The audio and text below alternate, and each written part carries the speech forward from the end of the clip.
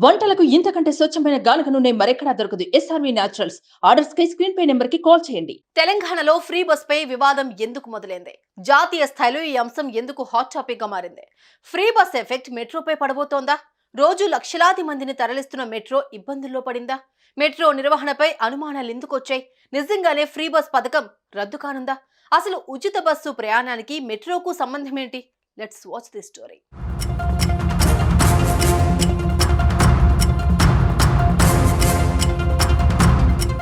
దేశంలో పలు రాష్ట్ర ప్రభుత్వాలు మహిళలకు ఆర్టీసీ బస్సులు ఉచిత ప్రయాణం కల్పిస్తోంది. తమిళనాడు, కర్ణాటక, తెలంగాణలో ప్రస్తుతం ఈ పథకం కొనసాగుతోంది. అయితే ఈ స్కీమ్పై ప్రధాని నరేంద్ర మోడీ షాకింగ్ కామెంట్స్ చేశారు. మహిళలకు ఉచిత బస్సు ప్రయాణ హామీతో ప్రతిష్టాత్మకంగా తీసుకొచ్చిన మెట్రోను ఇబ్బందులు పడేస్తున్నారని అసహనం వ్యక్తం చేశారు. ఈ నిర్ణయంతో దాదాపు 50% మహిళా ప్రయాణికులను మెట్రో కోల్పోతుందని అన్నారు. ఇలా చేయడం వల్ల మెట్రో నిర్వహణ కష్టతరంగా మారుతుందని చెప్పారు. భవిష్యత్తులో మెట్రో నిర్మాణం జరగడం కూడా అసాధ్యంగానే మారే అవకాశాలు కూడా ఉన్నాయని అనుమానం వ్యక్తం చేశారు. ఇదంతా ఎవరూ ఆలోచించరు. ఎన్నికల్లో లబ్ధి పొందేందుకే ఇలాంటి హామీలు ఇస్తున్నారని అన్నారు. బస్సులు ఫ్రీగా ఇచ్చి మెట్రోలు ఖాళీ చేస్తే ఎలా నడుస్తుందని ప్రధాని మోదీ ప్రశ్నించారు. ఇప్పుడు ఈ వ్యాఖ్యలు దేశవ్యాప్తంగా చర్చనీయాంశమయ్యాయి.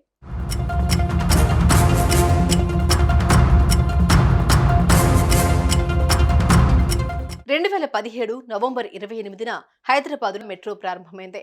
చాలా తక్కువ కాలంలోనే ప్రయాణికుల మన్ననలు పొందింది. హైయెస్ట్ ఆక్యుపెన్సీతో అధిక లాభాలను గడిస్తూ విజయవంతంగా తమ సేవలను కొనసాగిస్తోంది. ఈ క్రమంలోనే నిర్వహణ సంస్థ ఎల్ఎన్టీకి ఊహించని షాక్ తగిలింది.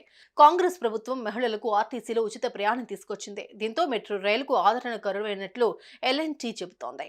నష్టాలతో మెట్రోని నడపలేమని నిర్వహణ సంస్థ తీర్మానించిందని, త్వరలో ఆ బాధ్యత నుంచి తప్పుకోనుందని కూడా వార్తలొచ్చాయి. కానీ అవేవి అధికారికం కావు. మరోవైపు ఈ వ్యవహారంపై తెలంగాణ ప్రభుత్వం స్పందించింది. ఒకవేళ ఎల్ఎన్టీ తప్పుకున్నా ఇబ్బంది లేదని, వేరొకరికి ఇస్తామని అన్నట్లు ప్రచారం జరుగుతోంది.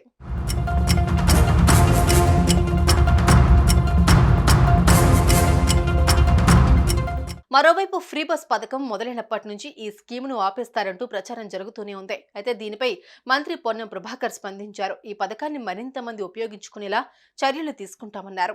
మహిళలకు ఉచిత బస్సు ప్రయాణ పథకంపై ప్రధానమంత్రి నరేంద్ర మోదీ చేసిన కామెంట్లపై మంత్రి పొన్నం కౌంటర్ ఇచ్చారు. ఉచిత బస్సు ప్రయాణంపై ప్రధాని స్థాయి వ్యక్తి సహించకపోవడం దురదృష్టకరమని దుయ్యబట్టారు.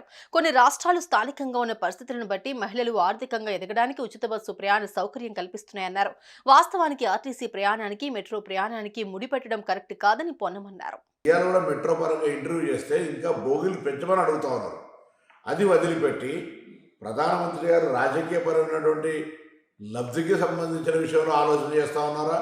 ఇంత బస్సు ప్రయాణానికి సంబంధించినటువంటి దాని మీద ప్రధానమంత్రి గారు ఎందుకు ఆ విధంగా వ్యవహారం చేస్తుందో తెలియదు. కానీ తెలంగాణ రాష్ట్ర ప్రభుత్వం, కాంగ్రెస్ పార్టీ తప్పకుండా మహిళలకు ఎవరన్నీ తెలంగాణలో ఉన్నటువంటి హైదరాబాద్లో మెట్రో వాళ్ళు ఏం చేసినా, ఇంకోరు ఏం చేసినా ఉచిత బస్ ప్రయాణం అనేటువంటి ఏ ఇబ్బంది భవిష్యత్తులో ఉండదు.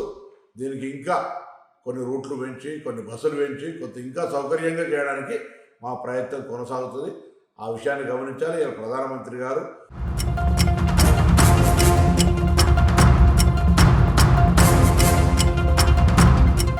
సుమన్ టీవీలో మీ పర్సనల్ అండ్ బిజినెస్ ప్రమోషన్స్ కోసం కింది నెంబర్కి కాంటాక్ట్ చేయండి.